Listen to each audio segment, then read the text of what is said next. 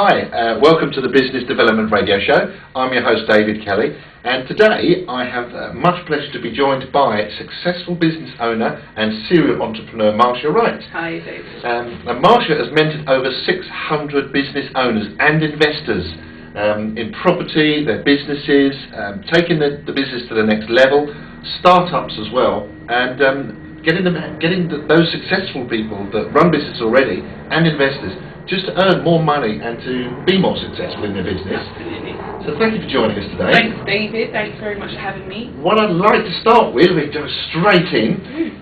Tell us a little bit about you, how you got here, and what gives you the right to tell my listeners and to help them with their businesses be more successful.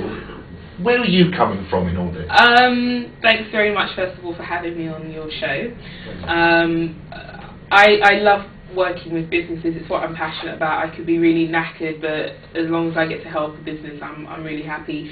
Where I'm coming from, I mean, my story is, you know, if you really look at my background, I really shouldn't be as successful as I am. I didn't really get the chances, if you like, from my childhood, and there's a lot more about me on my bio on my website. But basically, I have been in business since I was about 17 years old. A bit before then, actually. When I was about 7, I was selling snacks on the playground. But you know, from in my late teens, 17, 18 years old, I started to really get some serious businesses underway.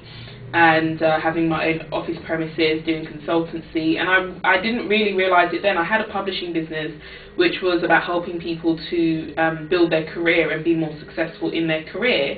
And my clients had about 99 or 98% of success rate within 40 days getting the job that they wanted at the salary that they wanted. So I was always doing that. I was doing publishing, but I didn't realise that I had so much of an emphasis on helping people. And as I've grown my own businesses, I've got businesses in the media sector, I've got publishing businesses, I've got networking businesses, I've just got so many different business interests and property and stuff like that as well. So my thing was never to really set up to do a consultancy or to work with businesses. I had my publishing company in 2003, 2004, which was a different business. This one was actually publishing in the property industry, and I authored about 40 investment reports on the best places to invest around England, Wales, Britain as a whole. And as I was doing those investment reports, I kind of just got to this point where I thought, gosh, other people must want this. Other people must want the information that helps them to buy a property in an area unbiased. And I think I've always had this need to figure stuff out. I think it's just part of my personality that I kind of want to break things up and figure out how something works and see if I can put it back in a different way and make it work better. And I think that's kind of really always been part of who I am. And as I've built my own businesses, and even as I had my own publishing business, you know, doing the investment reports, we had then moved on to having our radio show, which was listened to in 40 countries, top #1 radio show in property and in business in iTunes. So, I mean, we were doing really, really well. And as a result of that, we had more people who wanted to work with us. And as time developed, we just basically started to respond to what our clients want. Which is they wanted us to kind of do a little bit more support with them, maybe some training or some workshops and things like that. So as we continued on, basically that's how I started mentoring people. It was never my intention to start a mentoring business, but I think we have a responsibility as you become more successful to, you know, to pass that on and to pass on what you know, because you do take for granted what you know, and when you actually sit down and you share a little bit of what you know with somebody and you realise, wow, that really changes their lives. Oh, absolutely, yeah. It's a major thing that you have to do. So in summation, as a whole, if you like, I mean, you mentioned in your introduction that I've mentored about 600 businesses. I've got, like I say, businesses in all kinds of different fields. I've appeared on the BBC, in the Independent, Evening Standard, all these different kind of press. on radio shows, etc., talking about business, talking about being more successful, and really that's what I'm about. And I've got a really great batch of different programs and things that help people to just basically make more revenue. That's what I'm about. I hate all the hype. What I want people to do is be able to listen to me, take what I say, exactly what I say, how I say it, go off and make more revenue. That's as simple as it is. It's what a lot of people tend to want nowadays, isn't it? It's learning from your mistakes. Exactly. Yeah, exactly. I mean, it's a smart thing to do. Why on earth would you want to go, oh, well, this person's got X, Y, Z years worth more experience than I have in sales and marketing and being successful and making good turnover. But instead of listening to that person or instead of making an investment, what I actually want to do is do it myself. Duh.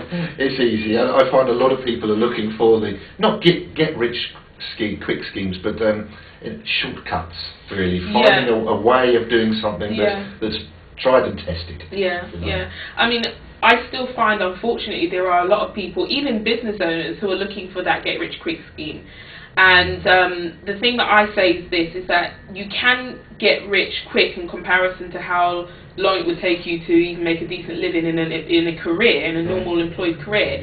But the majority of the time that it takes to become wealthy isn't actually about your customers buying from you. It's about you learning and growing as a manager and growing as a business owner, because sometimes you can build your business to a certain point, but you will actually be the thing that stops your business growing any further, because your own skills, your own knowledge of what to do next, and maybe reluctance to bring in people who do know, can actually stop or can stifle your opportunities of being able to move your business forward. So, the thing that I always say is that it's best to learn and implement it at the same time, as opposed to just, when we go to uni or something like that. I mean, I never went to uni. My highest qualification is a GCSE. I've got a management certificate when I was 17, but besides that, my highest qualification is GCSEs. But when you go to university, you learn everything, and then you go and implement it, if you're lucky, right? If, like many people, you end up doing something completely different and you're still paying for the loans years later. The fact of the matter is, business, if you want it to work really well for you, even if you're starting up, it's better that you learn some things and you put it into practice, as opposed to taking 2 or 3 years to learn it and then try to go off and put it into practice. Because, to know if something really works, you have to do it. You can't just learn it, And I think that's what I would say to businesses who really want to be more successful.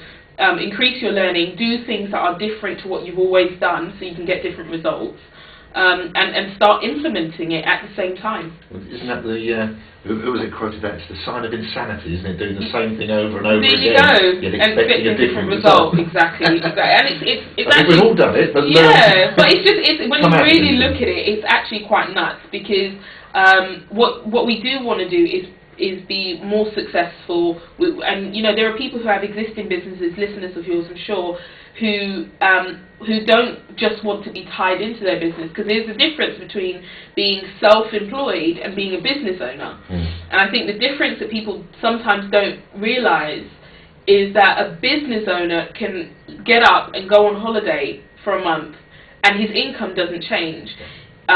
Your wealth as a person is defined by how long you can go without working and still maintain the standard of living that you have. So as a self-employed person, you are self-employed if your business cannot do without you, if you are the bottleneck. So one of the things that businesses